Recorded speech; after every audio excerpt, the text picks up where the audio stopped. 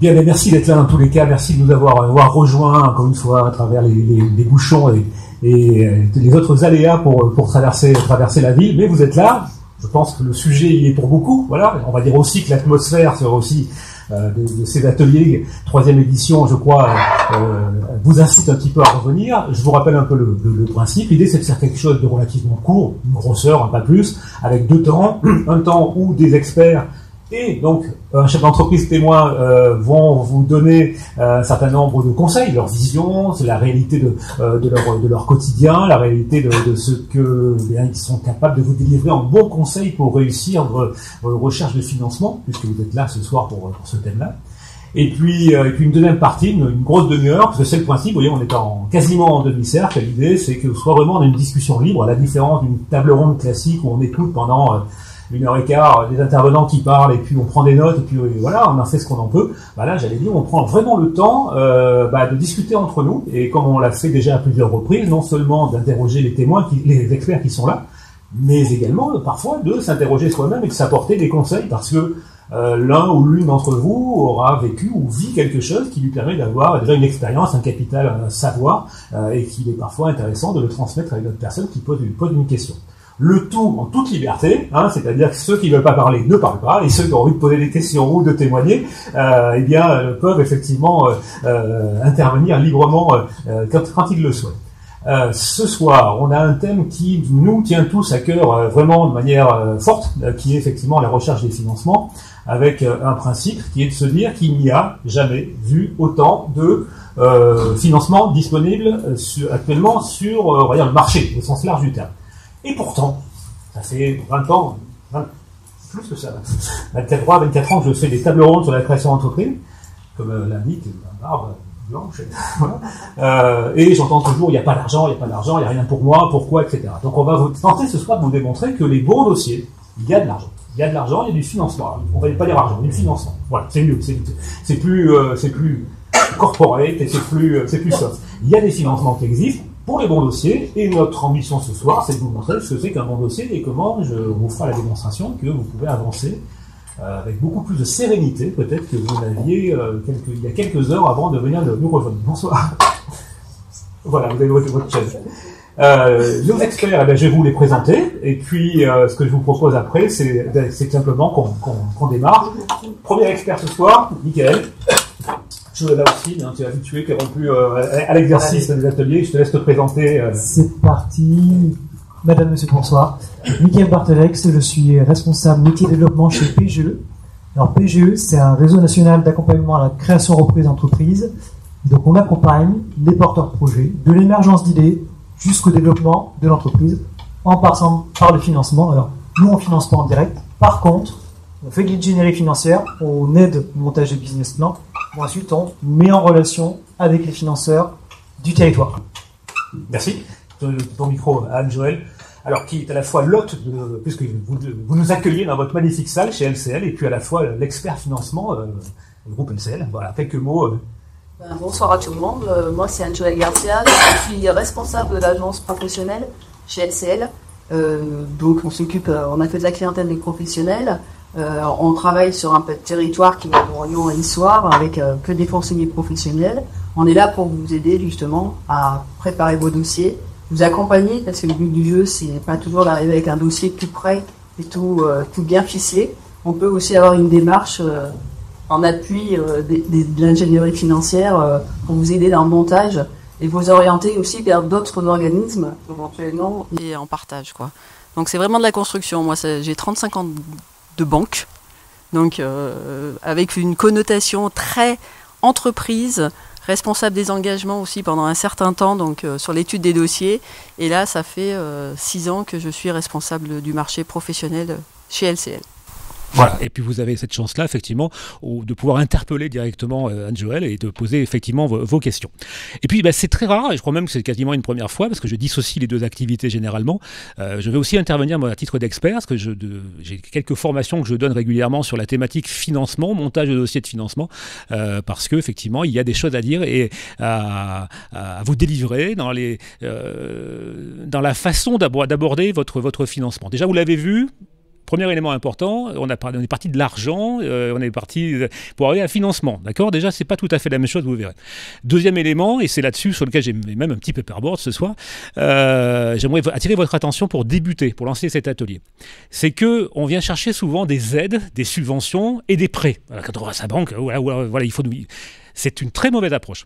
Oubliez le mot aide, subvention, partez du principe du parcours. Et vous allez voir, je vais vous en faire la démonstration. Alors c'est un petit parcours, c'est un peu provoque. Anne-Joëlle va réagir parce que je peux vous faire la démonstration qu'avec 0 d'apport, vous pouvez aller jusqu'à 80 000 euros. C'est un peu la démonstration que je propose de faire. Alors après, on mettra tous les bémols qui vont bien à chaque étage. Je vous fais la démonstration. Alors je prends mes petites notes quand même parce que vous savez que les chiffres, il faut les manipuler avec attention. Et voilà. Hop, le petit paperboard. On va prendre un principe, et là je mets mes belles lunettes. Vous n'avez aucun financement personnel. Rien, 0. Ok, mais vous avez quelque chose, vous êtes au chômage. Vous avez donc droit, effectivement, aux indemnités Pôle emploi. Indemnité Pôle emploi, on va prendre un exemple, c'est l'exemple que j'ai pris. Vous avez droit à 50 € par jour, d'accord ? Et il vous reste, allez, je suis parti sur une année, enfin un peu plus d'une année, il vous reste 365 jours de financement ARE. Pourquoi je dis ça ? Parce que souvent, un créateur d'entreprise, régulièrement, et peut être au chômage. Mais c'est un exemple. Vous pourriez ne pas avoir ça et avoir autre chose. J'ai pris cet exemple-là. On peut parler de crowdfunding. On va prendre cet exemple-là. Derrière, vous savez, quand vous êtes à Pôle emploi, vous pouvez décider de transformer ce qui vous reste en droit à percevoir en ARCE, ça s'appelle, alors j'oublie toujours, c'est l'aide à la reprise ou à la création d'entreprise. Alors vous avez droit à un capital qui est de maximum 60% de ce qui vous reste à percevoir. Donc 50 € par jour, il y avait calcul avant de venir quand même, ça veut dire que vous avez 18 250 € à percevoir encore chez Pôle emploi. Là, vous pouvez en transformer 60% en capital, c'est-à-dire que vous pouvez demander à avoir le versement en capital. Vous allez voir pourquoi c'est important, parce que ça vous permet donc d'avoir 10 950 € d'apport. Pardon. Oui. France Travail, oh, pardon. Ah, ça commence bien. Mes infos sont complètes. Oui, c'est vrai, tellement vrai. C'est exactement, non, mais c'est exactement ça. On a fait des opérations avec eux, et même moi, dans mes logos, d'ailleurs, souvent sur les partenaires, j'ai oublié de changer Pôle emploi en France Travail. Je serai puni. Je serai puni. Donc 60%, effectivement, 10 950 €. Alors pourquoi je vous parle de ça ? Parce que ça vous permet déjà de dire, j'ai pas 0 d'apport. J'ai pas 0 d'apport, j'ai 10 950 €. Pourquoi c'est important ? Parce que vous verrez ce qu'on appelle les fonds propres. L'apport en fonds propres, c'est capital pour avoir la suite. Démarrer une boîte à 1 €, vous pouvez tout le faire, hein, d'accord ? C'est légal, vous avez le droit, ok. Mais si vous avez 1 €, dites-vous bien que même si votre banquier est très généreux, il va vous prêter 3 fois vos montants en fonds propres, il va vous prêter 3 €, d'accord ? Voilà. Et encore parce que c'est Anne-Joëlle que vous la connaissez maintenant, mais en réalité, voilà. Dites-vous bien que vos fonds propres sont le marqueur qui vont bloquer vos financements. Donc vous avez 10 950 €, vous n'avez encore rien amené de votre capital personnel. Donc vous pouvez très bien ne pas en avoir. On va continuer. Vous avez droit ensuite, après derrière, avec cet argent-là, vous allez aller voir ce qu'on appelle les places. Vous allez chercher un prêt d'honneur. Alors on va écrire vite, prêt d'honneur. Alors je ne vais pas rentrer dans le détail sur les plateformes d'initiative locale. Je ne vais pas vous dire que c'est banco, quand vous pensez la porte, vous avez automatiquement ce prêt d'honneur, mais dites-vous bien que si vous avez un bon dossier, ça sera l'objet d'un autre atelier, on en parlera ce que c'est qu'un bon dossier, ou on verra ensemble tout à l'heure ce que c'est qu'un bon dossier. Allez, 6 000, 7 000 € chez un prêt d'honneur, c'est une moyenne à peu près qu'on peut vous distribuer, mais pour faciliter les calculs, on va dire 10 000, ça m'arrange pour mes calculs. 10 000, un prêt d'honneur, c'est quoi ? C'est un argent qui est prêté par un organisme, une plateforme, qui va vous prêter de l'argent à vous, et non pas à l'entreprise que vous allez créer. Où c'est intéressant, c'est que ça devient vos apports, puisque c'est votre argent à vous. Donc vous voyez déjà, on était à 10 950, plus 10, on est... allez, on va faire simple, on va dire 10 000, hein, ça facilitera le calcul. Vous avez 20 000 €. Vous avez déjà 20 000 € d'apport, vous n'avez pas encore mis un seul euro de vos fonds propres à vous personnellement. D'accord ? Ok, mais c'est votre argent. Ça, j'allais dire à un moment donné, c'est des droits acquis, vous avez cotisé pour avoir l'ARE. Mais quand même, ça veut dire que vous avez déjà constitué 20 000 € sans même avoir apporté de votre financement. Une fois que vous avez ce prêt d'honneur, il faut vous dire une chose. quand on a un prêt d'honneur, ça veut dire qu'on est passé devant un comité d'engagement, que ce comité d'engagement est fait d'experts, et que généralement, quand on passe devant un comité d'engagement et qu'on a un prêt d'honneur, il y a deux effets. Il y a l'argent que je viens d'évoquer, le financement que je viens d'évoquer, et surtout, il y a le fait que chez Anne-Joëlle, comme tout, chez les collègues, on dit « Ah, ça c'est un bon dossier ». Parce qu'effectivement, avant d'arriver devant votre banquier, vous êtes passé devant tout un comité d'engagement qui a évalué votre dossier. Donc ça veut dire, alors là c'est Anne-Joëlle qui m'arrêtera, mais on va dire que, allez, on va dire la banque fait x3 sur le prêt d'honneur, peut-être un peu plus, un peu moins, non ? Ça dépend du projet. Oui, ça va dépendre, histoire de faire un exemple. Allez, histoire de faire l'exemple. Mais on est d'accord que ça va dépendre du projet, ça peut aller bien au-delà. Et effectivement, voilà. Mais on va partir x3. Donc ça veut dire que, ici, on est à 20, ça veut dire que la banque va vous suivre à hauteur de 60 000 €. Vous n'avez toujours rien mis. D'accord ? Alors, ce n'est pas le bon exemple, parce que votre banquier va vous dire, hyper important, il faut qu'il y ait toujours un petit peu d'argent à vous dans un bon projet. Ça, on en parlera tout à l'heure. 60 000, plus 20, 80. Ok, vous n'avez pas mis un centime. Vous n'avez pas encore mis un seul centime. On n'a pas parlé d'aide. On n'a pas parlé de subvention. Ça vient en plus, c'est des cerises sur le gâteau. Si vous repérez un appel à projet de la région qui vous dit qu'il y a une aide de 5 000 € parce que si vous faites un projet de telle typologie, c'est bien, il faut aller le chercher. Ça va renforcer la structure financière de votre entreprise, ça va vous donner des capacités d'aller plus loin. Mais vous voyez que finalement, en 3 étapes, on est sur un parcours. On a déjà mis 80 000 €. Alors, si ça se trouve, 80 000 €, ça n'a rien par rapport à vos projets, parce que vos projets nécessitent beaucoup plus, ou peut-être beaucoup moins. Et qu'encore une fois, on n'a pas... c'est l'exemple qu'on vient de dire, la banque peut aller bien au-delà si le projet est de qualité, mais ça peut être un peu en dessous si, franchement, votre projet est moyen. Mais c'est une moyenne acceptable. D'accord ? Acceptable. Donc c'est ça que je voulais vous dire en début de cet atelier, c'est que allez chercher 80 000 €, si votre projet est juste correct, je n'ai pas dit un projet génie, d'accord, ok, juste correct, eh bien déjà vous avez possibilité de réunir 80 000 €. Le seul élément un peu compliqué, ça c'est un droit, d'accord. Il y a le passage devant la plateforme d'initiative locale, le prêt d'honneur, qui est un petit peu technique, hein, là il faut être un petit peu bon. Voilà, je ne vais pas vous vendre mes formations à moi parce que ce n'est pas l'idée, mais bon, j'allais dire, nous on travaille là-dessus sur ces formations-là, mais vous passez face à des gens qui sont d'autres chefs d'entreprise.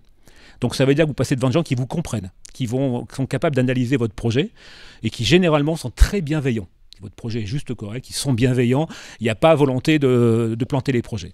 Donc on va dire que là, c'est un droit, et là, c'est une moyenne tout à fait atteignable. Ce ne sera peut-être pas 10 000, ce sera 5 000, mais vous voyez. Et après, vous allez voir votre banquier avec votre beau dossier qui a été challengé lors du passage en prêt d'honneur. Et alors, encore une fois, dans une grosse moyenne, on peut avoir 60 000 €. Tout ça, c'est des prêts, ok, ça se rembourse. Hein. Ici et ici, ça se rembourse. Hein. Là, c'est votre droit, là, c'est des... Donc, il ne faut pas faire n'importe quoi. Mais on est déjà à 80 000 €. Voilà, c'est juste ce que je voulais vous dire au départ. Alors, oubliez les aides, oubliez le mot subvention. C'est des petites cerises sur le gâteau, d'accord, hein, voilà. Ça va être une aide lancée par la région parce que vous avez lancé un camion ambulant et que la région a une aide pour, par exemple, accompagner l'investissement dans le cadre de l'achat d'un camion ambulant. Je dis vraiment n'importe quoi, mais c'est un exemple, voilà. Ça va être... une collectivité locale qui a besoin de faire une relance économique sur un secteur particulier, qui va mettre en place une aide. Ok, il y en a 800 en France. Hein. À peu près en aide permanente, il y a entre 800 et 1000 aides à la création d'entreprises qui existent.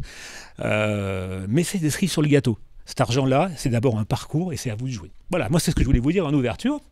Michael, je te laisse réagir parce que c'est... Maintenant, j'ai dit que le plus compliqué, c'est d'avoir un bon dossier. Est-ce que si j'ai un bon dossier, tu es d'accord avec le calcul ou pas d'ailleurs? Tiens, c'est intéressant. Ça varie selon le dossier, oui, voilà, ça varie selon le projet, ça varie selon effectivement les droits que vous pouvez avoir au moment du montage du dossier. En fait, il y a plein de paramètres qui rentrent en jeu.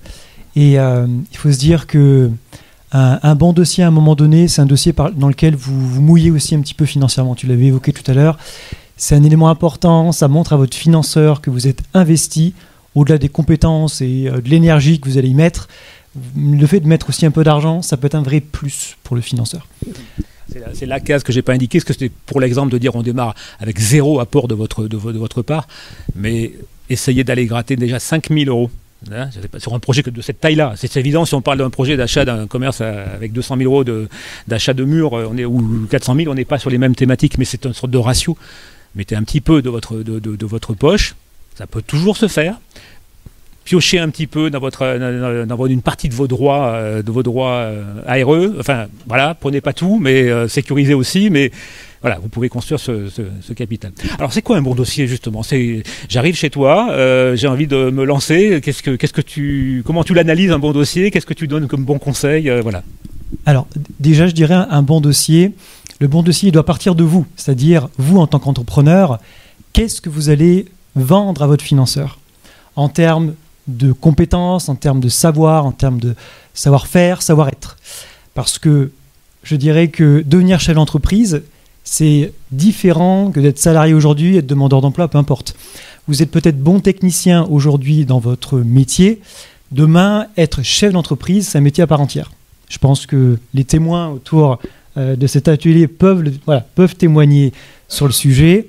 Être chef d'entreprise, c'est un métier à part entière. Il y a des compétences commerciales, des compétences de gestionnaire financier, des compétences de manager, et encore, j'en oublie.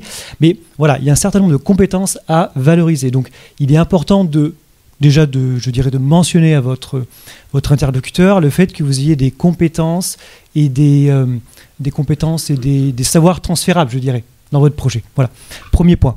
Ensuite, donc, deuxième point, un bon dossier pour moi, c'est un dossier dans lequel vous arrivez à prouver par A plus B qu'il y a un potentiel économique que vous allez résoudre, que vous allez toucher grâce à votre activité, grâce aux produits ou services que vous allez proposer. Donc, montrer par A plus B que vous avez constaté un besoin et que vous allez pouvoir y répondre grâce à votre produit ou grâce à votre service. Et si tu me permets, c'est un sujet qu'on a traité dans d'autres tables rondes et qui est extrêmement important.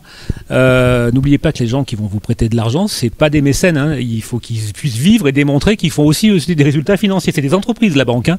Donc quand on arrive, on dit oui, moi je suis sûr, mon projet il est génial, comme on vient de dire à l'instant. Quand on dit faire la démonstration, c'est vraiment faire la démonstration. Mais partez pas du principe que la personne qui va vous recevoir connaît tous les marchés du monde. Elle ne peut pas. Anne-Joëlle, je pense qu'elle connaît beaucoup de choses, mais elle ne peut pas tout savoir. Donc ça veut dire que si vous amenez des éléments chiffrés, quantifiés, amenez les preuves qui vont avec. Si vous dites je vais aborder un marché très classique, je lance une boutique d'opticien rue Blatin, Anne-Joëlle, pas de problème. Elle a ses ratios, comme tout banquier, elle a ses ratios, l'optique, rue Blatin, etc. Elle peut en quelques instants contrôler votre compte de résultat, dire non, là, il m'amuse, ou inversement, voilà. Mais par contre, si vous arrivez avec un projet un peu innovant, différent, etc., il faut prouver aux intervenants qui vont vous prêter de l'argent. Il n'y a pas que votre crédibilité. On ne va pas remettre en cause votre parole. Vous n'êtes pas des menteurs. Voilà, on n'est pas des menteurs. Je suis chef d'entreprise aussi. Voilà. Mais normal, il va falloir vraiment le prouver. Alors, les études de marché, et encore que, faut-il qu'elles soient pas faites par vous, mais plutôt par, par un organisme, la chambre de commerce ou autre. Mais pardon, je t'ai coupé, mais c'était important. C'est exactement ça. L'objectif du pitch, c'est de convaincre. C'est de convaincre un interlocuteur qui est en face de vous. Donc, il faut avancer tous les éléments qu'il faut, que ça vienne de vous, votre profil, que ça vienne de votre marché, que ça vienne de votre stratégie. Montrer que vous pouvez vous différencier. Voilà, comment vous différenciez, comment vous allez vous positionner sur votre marché, et puis émerger de la concurrence. Le but, c'est de convaincre la personne en face de vous, la convaincre de vous prêter de l'argent. Voilà. Et puis également, après, un bon dossier, à mon sens, je dirais, c'est alors effectivement un dossier rédigé dans lequel il y a une partie purement rédactionnelle, dans laquelle vous expliquez par A plus B comment vous allez arriver à votre objectif, d'où vous venez, quelle est votre stratégie, etc. Et puis après, c'est aussi bien sûr un business plan financier dans lequel vous allez donc montrer aussi par A plus B en version chiffrée que votre projet est rentable, qu'il dégage effectivement de la marge. Et votre objectif à vous après en tant que futur entrepreneur, c'est donc de montrer par A plus B aussi que ce projet-là il est rentable. Il faut démontrer la marge, il faut défendre la marge que vous allez dégager au travers de votre activité. Et il faut aussi montrer à votre interlocuteur financeur que vous connaissez parfaitement, je dirais, la raison pour laquelle vous le sollicitez. Vous allez le solliciter pour investir, vous allez le solliciter pour peut-être obtenir un peu de trésorerie. Donc voilà, il faut lui montrer également pourquoi est-ce que vous venez le solliciter. Et également, dernier point à mon sens, dernière clé aussi, c'est que vous avez prévu de la trésorerie, je dirais une trésorerie de secours. Ça, c'est un point extrêmement important que j'aime bien souligner aux nouveaux indépendants. Les principales causes de cessation d'activité, c'est le manque de trésorerie. Et donc, il ne faudrait pas que ça vous arrive au démarrage de votre activité parce que le chiffre d'affaires ne décolle pas comme prévu, parce qu'il peut y avoir des imprévus aussi lors des démarrages d'activité. Vous avez peut-être sous-estimé vos investissements de démarrage. Et donc, il est important, à mon sens, d'avoir aussi je dirais, un petit matelas de trésorerie, une trésorerie de secours, au cas où les choses ne se passent pas comme prévu. Et malheureusement, ça arrive toujours. J'allais dire, il ne faut pas croire qu'effectivement toujours tout fonctionne. Alors si, il y a toujours le contre-exemple de la personne qui va faire 2 fois son chiffre d'affaires dans le premier mois, mais bon, c'est plutôt rare. C'est marginal, exactement. Alors Anne-Joëlle, on est content parce qu'on a bien travaillé en amont, on est passé au BGE, voire même on a eu un prêt d'honneur, voilà, et puis on arrive dans votre bureau, et puis là, déjà on a peur, parce que c'est... faut pas. Non, faut pas. Bon, non. On tue personne, on libère les gens à la fin des rendez-vous, je vous rassure. C'est incroyable. Et étonnamment, je dirais que vous venez voir un financeur et moi je sais que la première question que je vais vous poser, c'est qui êtes-vous ? Expliquez-moi d'où vous venez, quel est votre parcours. Et dans un bon dossier, il y a un CV. On va demander le CV de la personne. Étonnamment, hein, donc c'est pas la première chose à laquelle on pense, mais on va pas parler de financement, on va pas parler de typologie de crédit, de garantie, de taux, de tout ça. On va commencer par comprendre ce qui vous a amené à présenter ce projet. Donc parce que, comme l'a dit Frédéric, on connaît pas tous les métiers, malheureusement, hein, mais c'est aussi la beauté de notre métier, c'est qu'on découvre beaucoup de choses. Et en fonction des projets, d'ailleurs, souvent, on aime aller voir les installations. Avant de parler financement, c'est de visiter un peu les locaux, de savoir quand vous êtes dans la production, dans des métiers un peu spécifiques, pour pouvoir défendre votre dossier, on a déjà besoin de comprendre. De comprendre et de savoir où vous voulez aller, comment vous voulez travailler, ce que vous voulez faire. Donc ça, c'est franchement l'étape primordiale, c'est qui est le porteur de projet. Pourquoi, d'où il vient, comment ça lui est venu. Et on est un peu dans la découverte, un peu comme mon collègue à côté, mais on a les mêmes sujets en fait, parce qu'il y a d'abord de l'humain avant tout.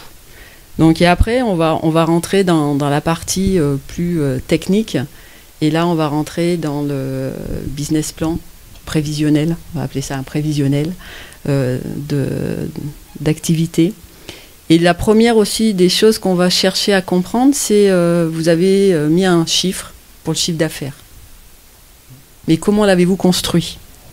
Alors, il y a des métiers qui sont faciles. Hein. Quand vous faites de la restauration, vous avez un nombre de places dans le restaurant, vous avez un panier moyen, vous vous dites que vous allez avoir un taux d'occupation de tant %.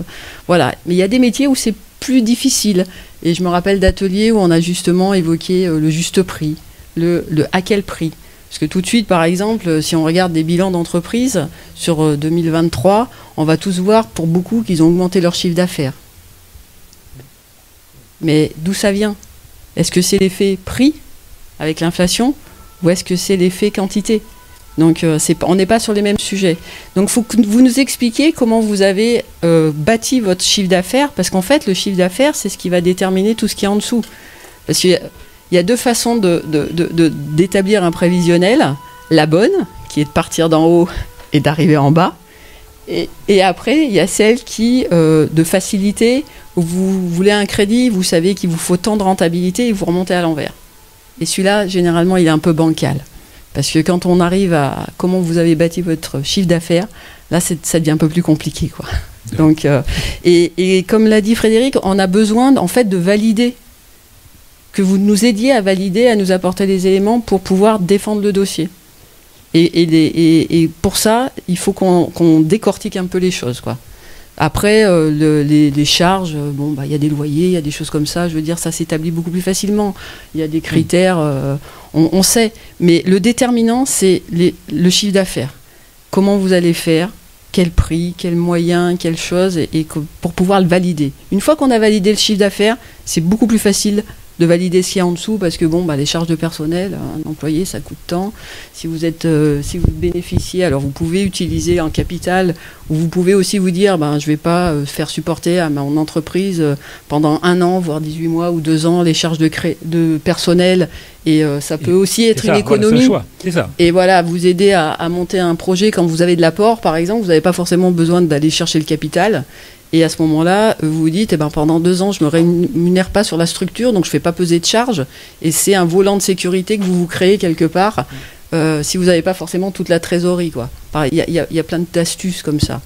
Donc voilà. C'est vraiment les sujets, quoi. Et vous avez noté, enfin moi j'ai noté la phrase que vous avez prononcée, il faut donner des éléments pour défendre le dossier. Parce qu'effectivement, même si Anne-Joëlle a envie de finir toutes ses journées en ayant dit oui à tous les projets qu'elle a reçus, elle devra... Peut-être pas elle, mais un comité qui devra arbitrer selon ses projets. Et il faut qu'elle puisse se battre pour vous. Donc lui donner les garanties, les réelles garanties, et qui sont des garanties techniques souvent. Hein. C'est encore une fois un chiffre d'affaires. Oui, ça se calcule avec une méthode, mais ça se calcule aussi avec des ratios qui sont faciles à trouver, qui sont sur la place publique et qui doivent être crédibles. Sinon, effectivement, on perd le financement. Et pour en revenir au dire oui, c'est toujours plus facile de dire oui que de dire non. Quand on apprend un conseiller, c'est à lui dire non, mais c'est de justifier le pourquoi du non, pour faire progresser. Parce que ça peut être un non tout de suite, en l'état actuel du dossier, mais un dossier, ça se travaille. Ça peut ne pas faire match au premier coup, hein. Donc on peut se dire, non, on va se revoir, on va avoir besoin d'éléments complémentaires, on va travailler tel sujet. Moi, souvent, sur des dossiers, alors des projets un peu plus importants, mais on fait des rendez-vous tripartites. C'est-à-dire qu'on met le porteur de projet, on met l'expert comptable et on met le financeur. Comme ça, au moins, on a toutes les parties ensemble et on avance. Et c'est pour faire de la construction. C'est ce que disait aussi Frédéric. Nous, on est partenaires, on n'est pas associés de l'entreprise. Donc, on ne va pas tout mettre. Parce que sinon, à ce moment-là, c'est moi qui suis gérante. Voilà, c'est moi qui prends les décisions. Et c'est plus la vôtre d'entreprise. C'est quand même votre projet à vous, quoi. Donc, c'est à vous de défendre. Nous, on est là pour vous accompagner en tant qu'accompagnateur, partenaire, mais pas en tant qu'associé. Donc, c'est pas nous qui prendrons les décisions qu'il y a à prendre. On est là pour vous aider à construire votre sujet. Est-ce que, j'allais dire, bonjour, oui, bienvenue, bah oui, bonsoir, bonsoir, effectivement, la route est compliquée. Non, mais on a de la conscience, ne vous inquiétez pas, c'est ça. Mais comme on ne peut pas démonter la salle et la mettre ailleurs, pendant encore quelques mois sur Clermont-Ferrand, on va devoir subir ces aléas. Merci de nous avoir rejoints. Non, mais c'est pile poil, c'est impressionnant. On croyait que c'était organisé. Donc, merci d'être là. Écoutez, je vais vous passer un autre micro. Oui, où suis-je ? Oui, voilà, oui, tout à fait. Oui, voilà. Alors, oui. Ouais. Alors attends, déjà passer un micro. Dans sa démonstration de base, oui. Oui, attention. Là, c'était volontairement une démonstration d'ouverture pour mettre effectivement. Voilà, il fonctionne ou il fonctionne? Ça, c'était pour vous donner de l'optimisme. Ouais. Non, il doit fonctionner. Oui, c'est ça. Pour vous dire qu'il n'y a rien d'impossible en fait. Hein. Voilà. Même quand on n'a pas d'argent, on peut quand même en avoir. Bon. Ouais. Oui, donc là, dans la démonstration, on est d'accord, c'est vraiment pour des futurs, des entrepreneurs qui n'ont pas de crédit. Crédit en tant qu'entrepreneur, déjà sur ou des crédits perso ou des. Non, c'est autre chose. Tout dépend. Pardon, ouais. Voilà. Tout dépend parce que si vous êtes en structure sociétale, si vous êtes en entreprise, vous pouvez avoir des crédits à titre personnel. Ça ne rentre pas en ligne de compte. Aussi, ça rentre quand même en ligne de compte. Pas forcément. Alors là, oui, par contre, pour le prêt d'honneur, oui. Pour le prêt d'honneur, oui. Prêt d'honneur, c'est un prêt qui est fait à la personne. Donc c'est intéressant parce qu'on va pouvoir l'amener en capital à la société et la banque va le considérer comme un apport personnel. Et ça, c'est intéressant parce qu'il y a l'effet levier qui va se créer derrière. Et puis surtout, le prêt d'honneur, effectivement, il y a encore une fois, il y a cette sécurisation par rapport à la prise de décision de la banque mais effectivement, qui dit prêt d'honneur dit remboursement à titre personnel. Donc ça veut dire que là, effectivement, il y aura une analyse qui sera faite sur le reste à vivre et la capacité d'endettement. Voilà. C'est plus souple que pour l'achat d'une maison, mais oui, vous êtes à titre personnel là, c'est pour ça. Donc, tout à fait. Oui. Surtout qu'il ne faut pas oublier que ce prêt d'honneur persiste, même si l'entreprise n'existe plus. C'est à la fois quelque chose d'un accélérateur incroyable et c'est à la fois une prise de risque qui n'est pas négligeable. Tout à fait, ouais, c'est clair. Pardon. Si vous pouvez vous passer les micros parce que c'est juste pour l'enregistrement. Voilà. Parce que je connais France Active avec Auvergne et puis dans le dossier ils demandent quand même des relevés de compte. Bien sûr.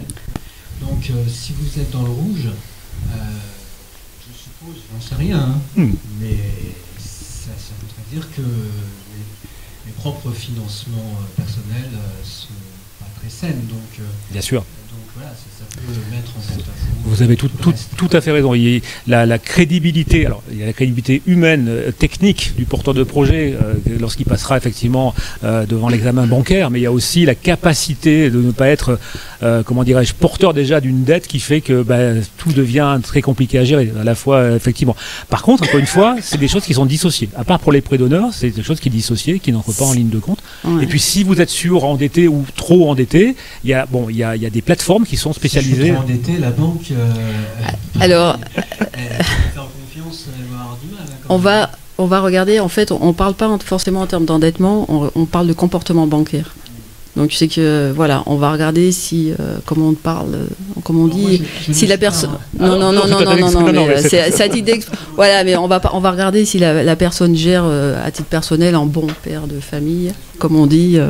Voilà, ça donne des clignotants parce qu'en fait, à force de lire, on a la chance et le pouvoir de connaître la vie des gens en fait, à travers beaucoup de choses. Et par expérience, il y a des clignotants qui font que il peut y avoir des comportements bancaires. Je parle bien de comportements bancaires et pas forcément de taux d'endettement qui peuvent mettre des petites puces à l'oreille, quoi. Donc et amener à poser des questions pour la découverte. D'où le fait qu'une création d'entreprise, ça se prépare également comme on pourrait faire pour l'achat d'un crédit immobilier, c'est-à-dire que on anticipe de quelques mois son comportement bancaire, on essaye d'améliorer sa situation. Les experts comptables appellent ça, je ne sais plus comment, on rend. Alors c'est pas sexy le bilan, c'est de la cosmétique comptable. Voilà, l'habillage. C'est ça. Hein, il faut faire aussi de la cosmétique dans la gestion de ses comptes, c'est-à-dire que si ça s'anticipe sur quelques mois à l'avance, on peut peut-être optimiser, fermer un crédit où il restait plus beaucoup à rembourser, mais ça améliore la situation. Faire un effort de ne pas consommer un peu dans tous les sens en achetant des biens de consommation tous les 3 jours et en basculant dans le rouge, de façon à se dire 6 mois après, l'air de rien, quand je donne mes comptes à mon banquier ou à la plateforme, effectivement, plateforme d'initiative, on aura une meilleure visibilité, c'est clair. Alors là, vous avez fait un plan, on va dire classique, oui. Mais sinon il y a aussi la filière de l'innovation qui peut être... Alors, c'était, voilà, ce que je vous propose, c'est à la fin, on viendra sur les quelques spécificités. Il y a vraiment des métiers ou des filières, effectivement, surtout l'innovation, où là, par contre, la notion d'aide est extrêmement premium et extrêmement forte. Et voilà, c'est clair. Si vous voulez bien, par contre, je vais vous donner juste la parole à nos témoins. Alors, je vais juste présenter Madame Cambron, en fait. On a eu le plaisir de se rencontrer. Elle va expliquer son projet, mais c'est un projet de reconversion totale. Donc, changement de vie. Et elle va vous dire comment ça s'est passé. Donc bonsoir, Nathalie Cambron, André Cambron. Alors on s'est lancé dans l'aventure nous l'année dernière. Alors pas sur un coup de tête parce que bien évidemment c'est un projet qu'on avait réfléchi 10 ans avant. Donc vous voyez comme quoi les choses se font pas forcément toujours sur un coup de tête. Ça mûrit, ça prend du temps. Et on s'est dit allez, on se lance, on verra, on va voir, il n'y a pas de raison, on a l'âge pour le faire. On pensait avoir l'âge pour le faire, vous nous avez confirmé qu'on pouvait encore, donc on l'a fait. Alors qu'est-ce qu'on a fait ? On a quitté nos postes, André avait un poste de directeur commercial dans une société d'agencement et moi j'étais enseignante, donc on avait plutôt des salaires confortables et une situation pas précaire du tout. On a trouvé une idée de camping au départ. Donc un camping traditionnel avec un thème, la randonnée par exemple, ça nous plaisait bien l'idée, à taille humaine, qui nous permettait d'être ensemble et puis, faire quelque chose qui nous paraissait plus logique pour nous, où on était dans un accomplissement personnel. On a donc cherché des campings, on a trouvé un camping, alors il est venu nous chercher, c'est ce qu'on pense nous, un camping c'est le destin, c'est ça qui est arrivé. Oui, il est venu nous chercher parce que c'est une région qui nous plaisait, l'Auvergne, il y a nos mamans qui sont là, qui sont âgées, et l'Auvergne nous plaisait beaucoup comme région, il faut maîtriser la région quand on se lance dans une aventure comme ça, dans le tourisme. Et on a donc trouvé un camping exclusif motard. Alors, il fallait être motard. Oui, ce que j'allais dire, vous êtes motard Oui. Ah oui, d'accord, ok.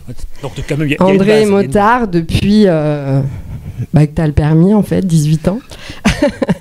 Mais alors, on avait une vie qui était plus du tout motarde. Hein. On était en région parisienne, on avait des boulots avec voiture de fonction. Donc, forcément, la moto, on l'avait laissée un peu, au garage. Et ça nous est revenu comme une balle. On a repris cette idée de se lancer avec des motards. Hein. C'est quand même un public particulier. Il est, passionné. Donc, si on n'est pas nous-mêmes très motards, c'est compliqué. Ouais, tout à fait, c'est ça. Le client, la cible en tout cas, elle doit être mûrement réfléchie. Voilà. On y est allé. On avait donc effectivement plusieurs banques dans le projet qui pourraient nous accompagner. On les a rencontrés, il y en avait 5 en tout. Le LCL nous accompagne depuis très longtemps sur nos achats immobiliers qu'on a pu faire. Voilà.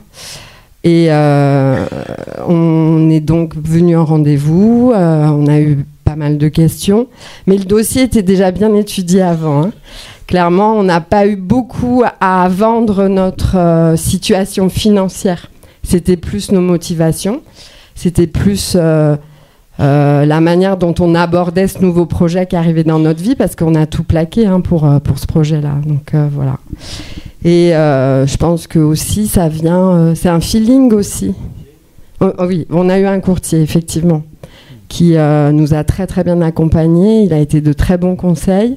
On a rencontré aussi un bureau d'experts comptables spécialisé dans l'HPA, alors hôtellerie de plein air. C'est des mots nouveaux qu'on a appris à connaître et qui nous a bien d'ailleurs aussi fait réfléchir sur les différentes petites questions. Alors, je ne sais pas quels sont vos projets, vous, mais nous, c'était est-ce que vous allez recevoir beaucoup de monde chez vous ? Le camping va devenir votre nouvelle maison.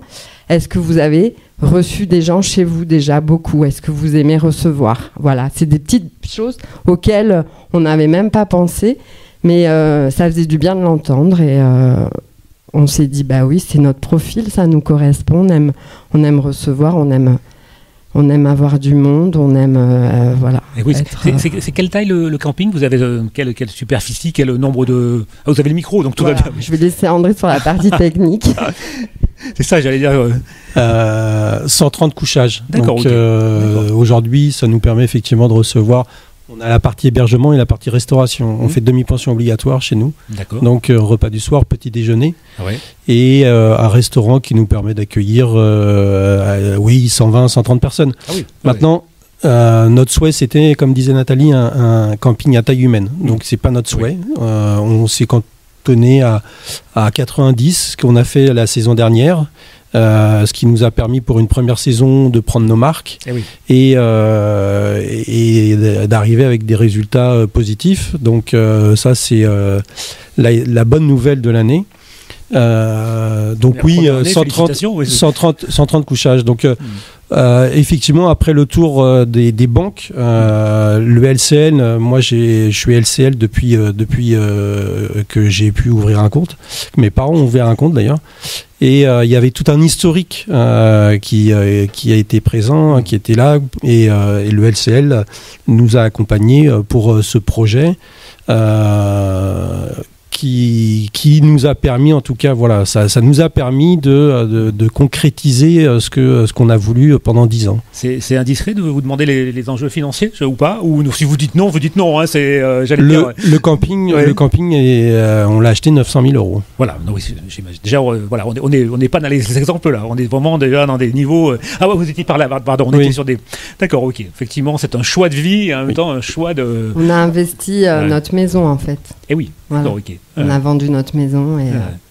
Il y a eu un apport, mais de toute façon, pour un projet comme celui-ci, peu importe le projet, il faut pouvoir effectivement apporter cette ressource, enfin cet apport qui permet de sécuriser, de verrouiller l'acheteur, la banque, enfin c'est un tout. Hein. Ah, c'est clair. Félicitations, première année, déjà résultat positif. Oui. Alors c'est une affaire qui quand même avait pignon sur rue, si je puis dire, avec une clientèle fidèle depuis 30 ans. D'accord, ok. Oui. On n'a pas tout créé. On oui, reprend quelque chose qui fonctionnait très bien, avec vraiment des clients très fidèles.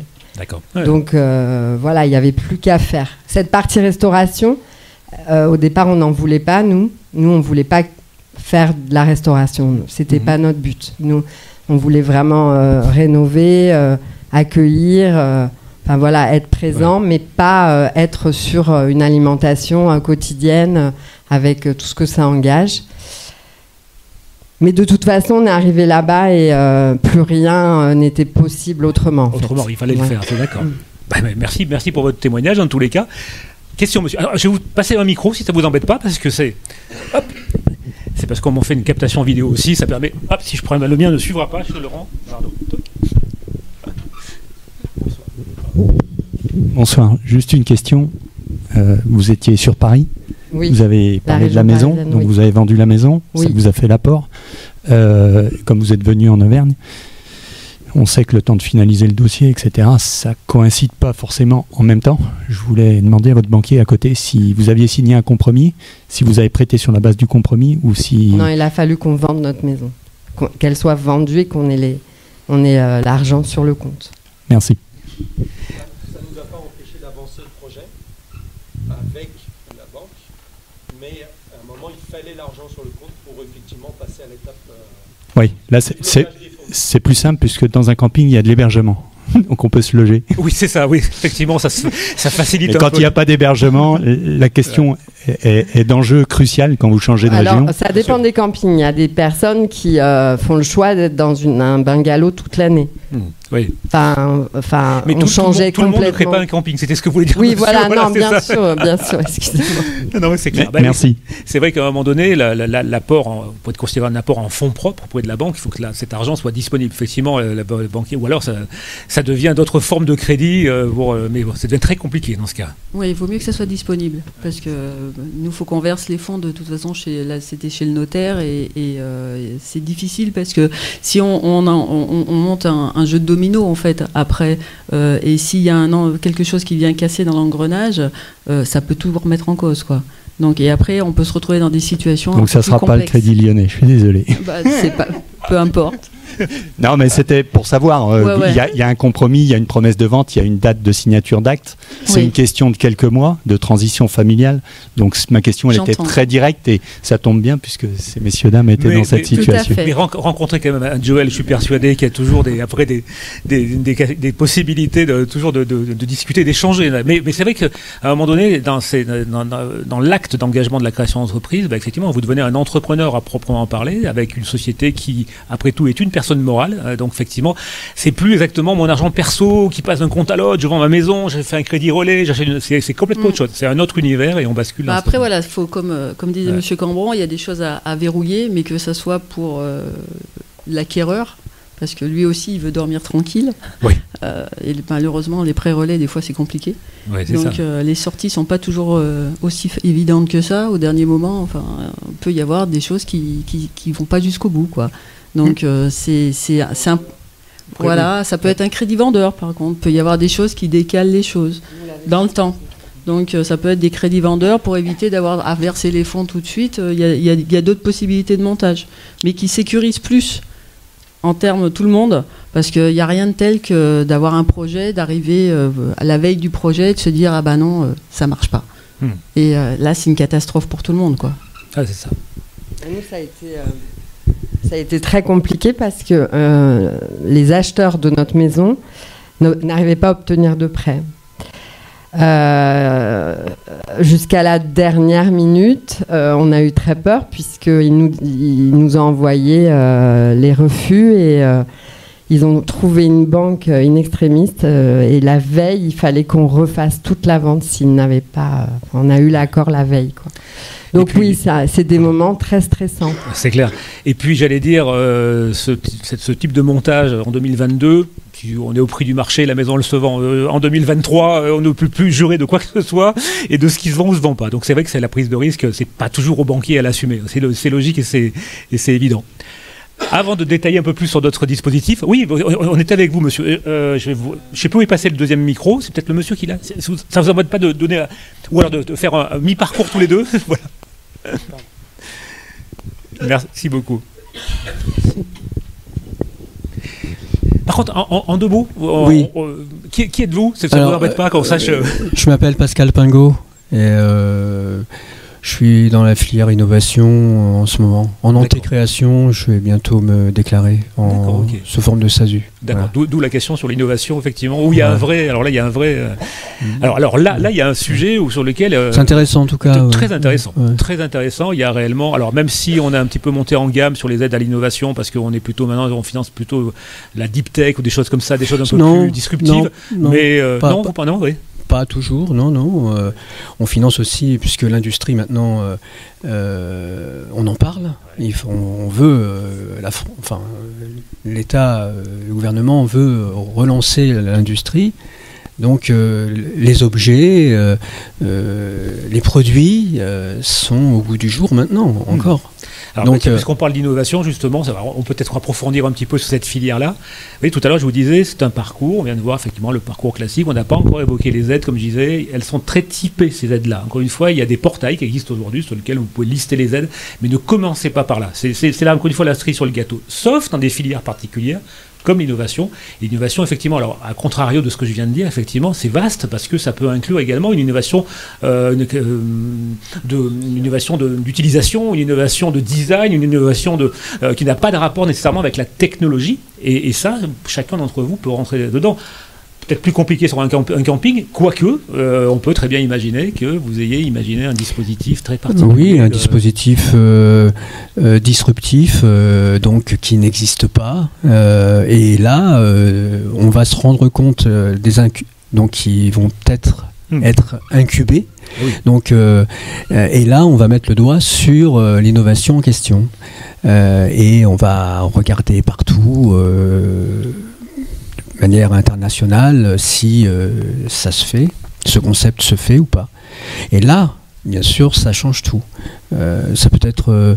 alors la banque, là, on la voit au dernier moment, parce qu'on ne fait pas de dette tout de suite. L'objectif, mais attention, c'est toujours pareil. Il faut un prévisionnel avec une marge brute réaliste, un BFR réaliste. Et donc vous sollicitez des industriels, alors moi là actuellement je suis en bureau d'études pour des prototypes aboutis, et donc il va y avoir des schémas, des dessins industriels. Et j'ai protégé ma marque à l'INPI, et là je vais protéger à l'Union européenne les dessins et modèles. Enfin c'est classique là. Et puis ensuite.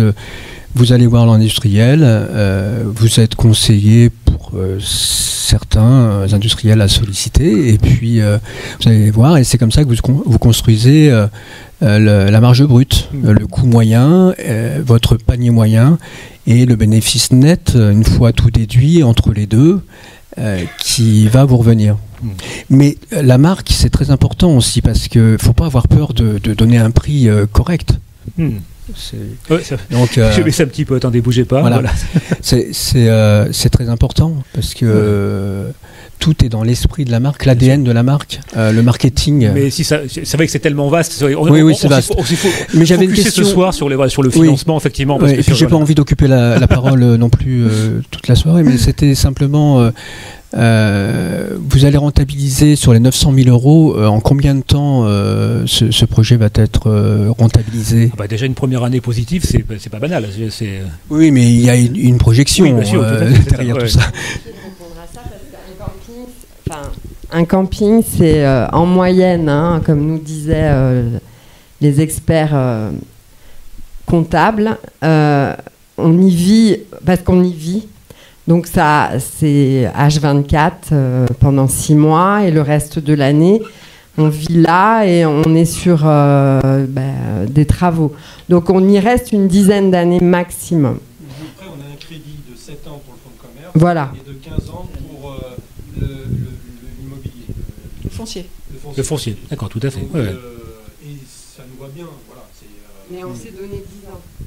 Oui, on s'est dit rendez-vous dans 10 ans, c'est ça. Voilà, pour ce type d'activité, c'est à peu près ça. Mais Mais c'est lié à cette activité-là, quoi. Et que derrière, il y a une valeur. Ça correspond avec ce genre d'activité. Okay. Voilà, et puis que derrière, en fait, il y a la rentabilité, il y a aussi la valeur de cession à la fin. Oui, qui fait partie intégrante du projet. Oui, et donc après, ça vous fait un patrimoine, c'est ça, ça vous appartient. Oui, c'est votre patrimoine, et ce patrimoine, vous en faites ce que vous en voulez. Voilà, exactement. Bon, merci dans tous les cas. D'autres questions? Est-ce qu'il vous avez à ce stade-là? À retraite, oui, c'est ça. Vous partez en retraite. En moto, vous ferez en retraite, oui. Enfin, moi, j'aime pas trop ce mot-là, mais. Ah, pourtant, ça arrive. Hein. Alors là, non, c'est pour moi la mort, c'est la retraite. Oui. C'est un autre sujet. On le fera, c'est promis. On le fera. On fera plein de choses. Plutôt d'une manière philosophique, on va dire. Voilà. Est-ce que sur le côté financement, alors voilà, vraiment axé par rapport à vos projets, vous avez des questions ou sur lesquelles on pourrait maintenant plus directement répondre, parce que dans votre parcours, selon la nature de votre projet, votre âge, votre ambition, il y a des questions sur lesquelles on pourrait. Je te donne le micro. Attends, oui, je ne sais plus où ils sont passés. Oui, si ça ne vous embête pas de le faire passer. Profitons, nous avons des gens qui peuvent répondre, donc voilà. Et puis. Vas-y, c'est bon, il marche. Après, je ne sais pas si j'en ai d'autres du métier qui sont là avec moi, mais je fais partie du corps de l'hôtellerie-restauration, qui est l'un des secteurs les plus compliqués en ce moment. Ouais. Et du coup, malheureusement, j'ai pour le projet de reprendre un local, et j'ai déjà commencé à voir avec quelques banquiers qui m'ont littéralement, dès la première question, en fait, quel type de secteur d'activité vous voulez reprendre. J'aurais dit hôtellerie-restauration, ils m'ont dit stop, on arrête là.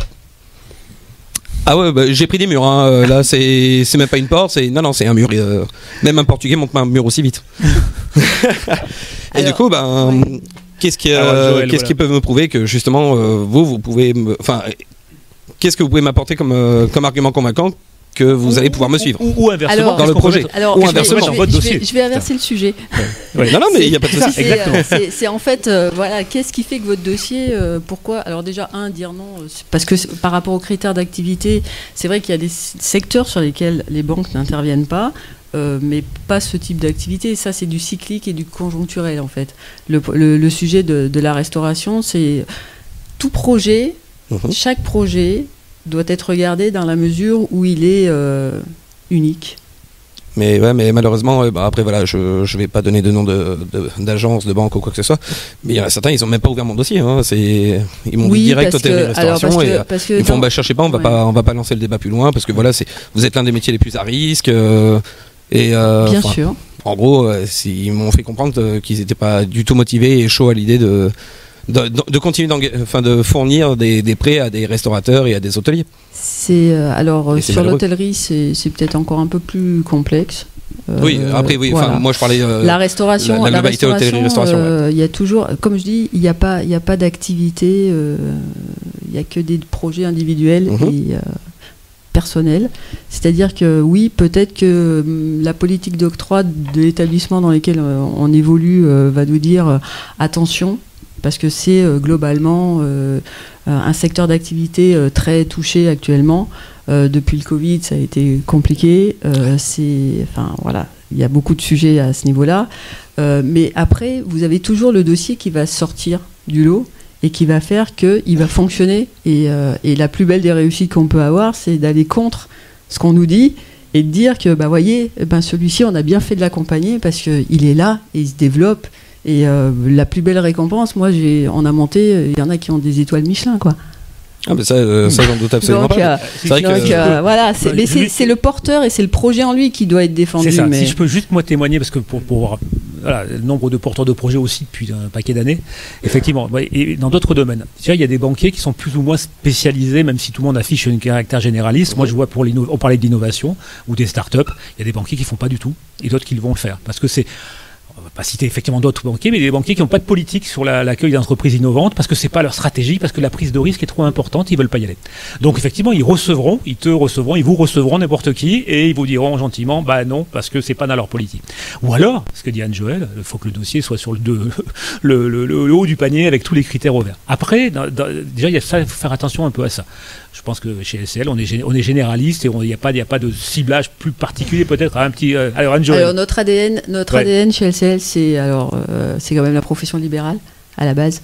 Hein. Oui, donc on est vraiment le banquier accompagnateur des professions libérales.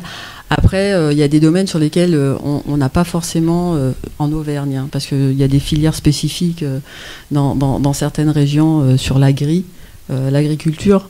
Vinicole, c'est vrai que c'est pas, on laisse ça à des gens qui sont des experts, puisque c'est des pratiques particulières où il faut connaître tous les tenants et les aboutissants des PAC et tout ce qui va bien, et parce qu'il y a beaucoup de subventions.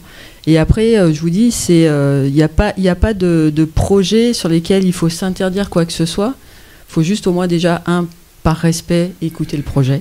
Parce que la personne, elle a quand même fait la démarche de venir jusqu'à nous. Mais justement, c'est ce que j'ai reproché à certains de vos confrères, c'est qu'ils sont même pas tendu l'oreille. Comme je vous ai dit, ils ont même pas ouvert mon dossier. Alors que je t'entends. Alors que j'ai fait des démarches un peu dans tous les sens. J'avais commencé à monter mon projet. Justement, je partais pas sur une victoire, je partais plus sur le principe que j'allais me prendre un refus, mais qu'il allait m'expliquer pourquoi, ou alors ce qu'il prêchait justement dans mon dossier. J'ai même pas le droit à ça en final, quoi. Et c'est la moindre des choses que de moins d'écouter et de dire le comment du pourquoi. Et comme je vous dis, c'est beaucoup plus comme je le disais au début, c'est beaucoup plus facile de dire un oui que de dire non. Non, c'est compliqué. C'est difficile d'expliquer parce que il faut avoir des moyens et des choses comme ça.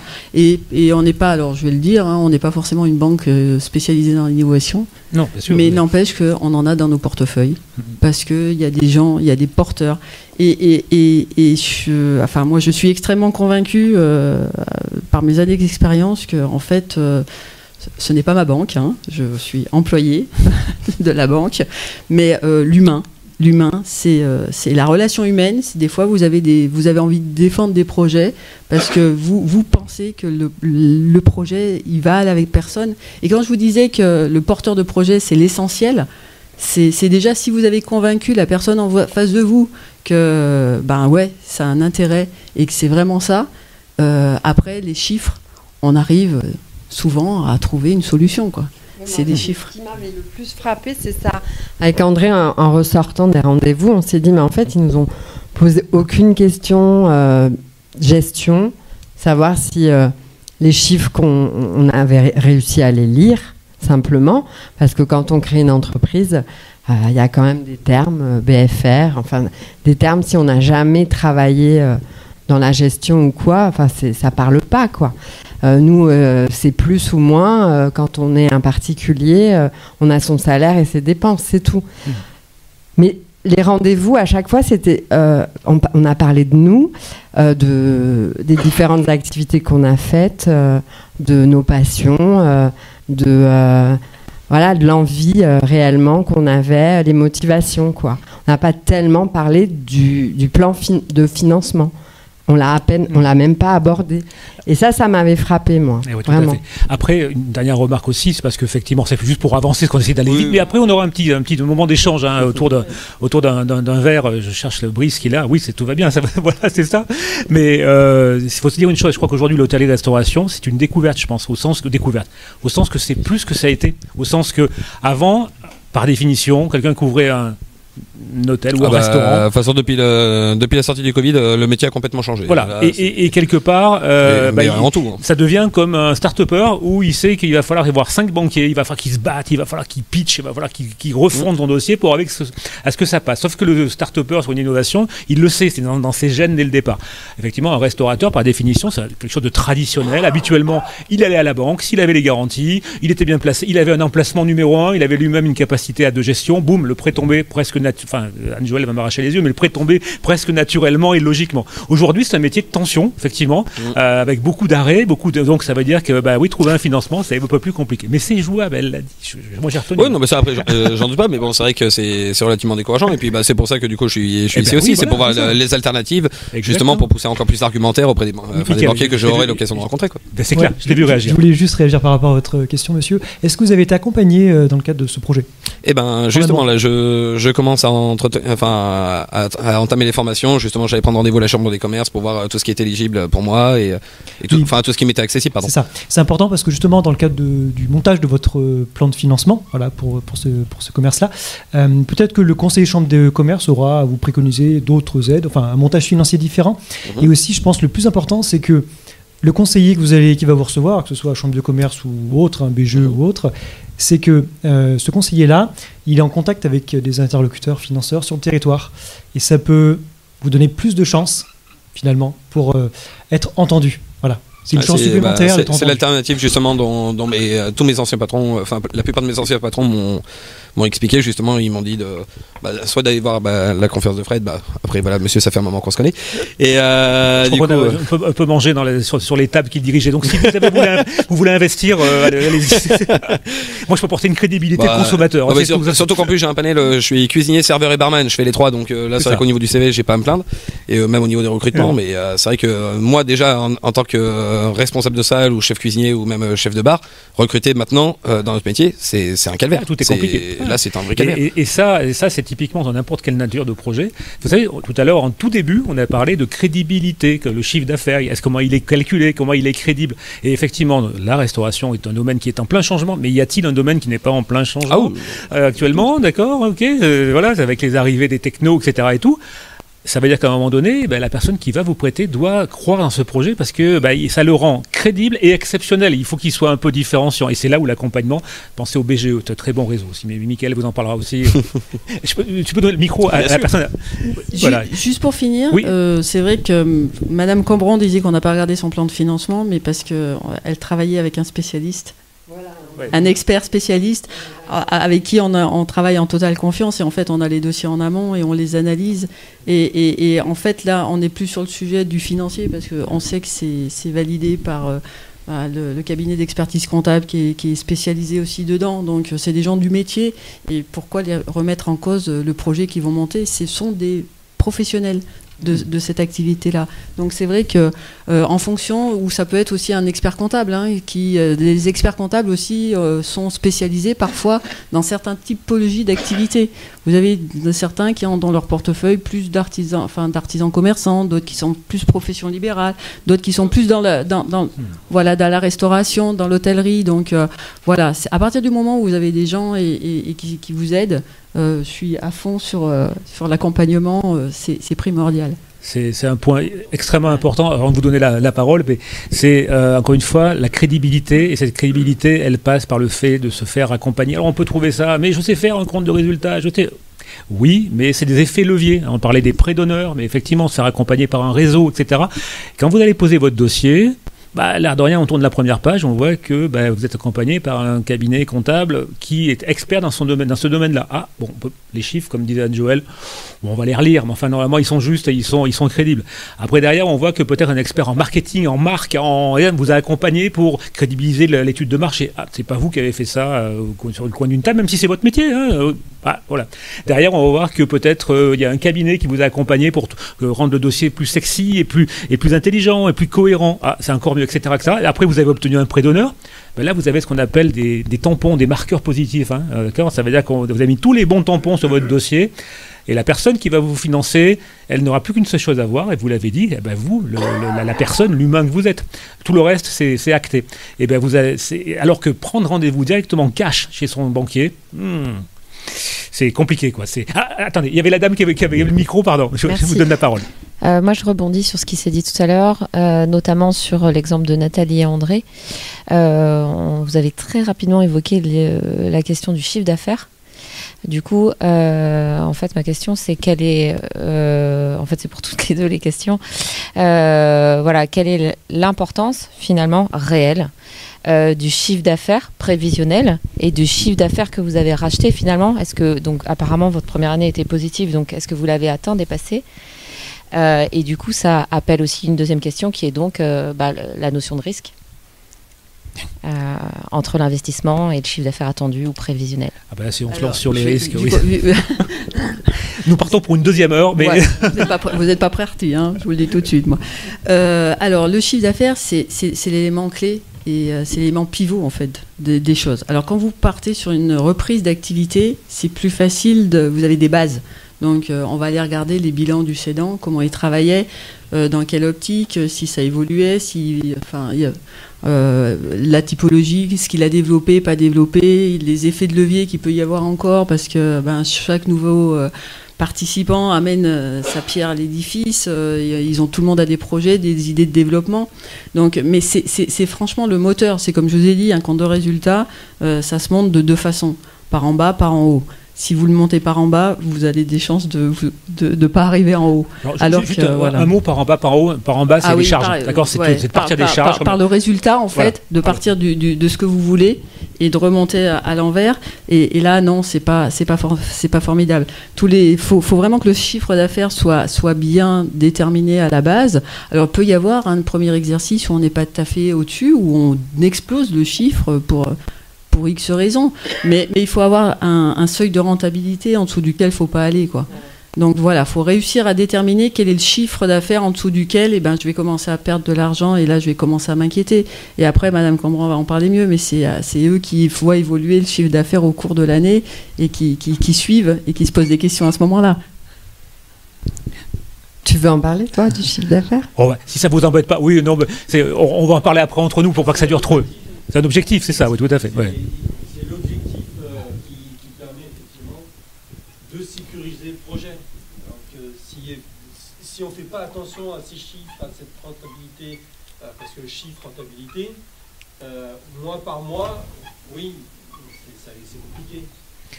Et puis, il y a des postes où on pensait que ça allait être là, le facteur de réussite. Et finalement, en faisant, on s'aperçoit que... Vous voyez, par exemple, si je peux dire, la restauration, on pensait vraiment que ça allait être là où on allait faire un peu plus de business. Et non, pas forcément. C'est plus l'hébergement, finalement, qui nous permet d'être rentable.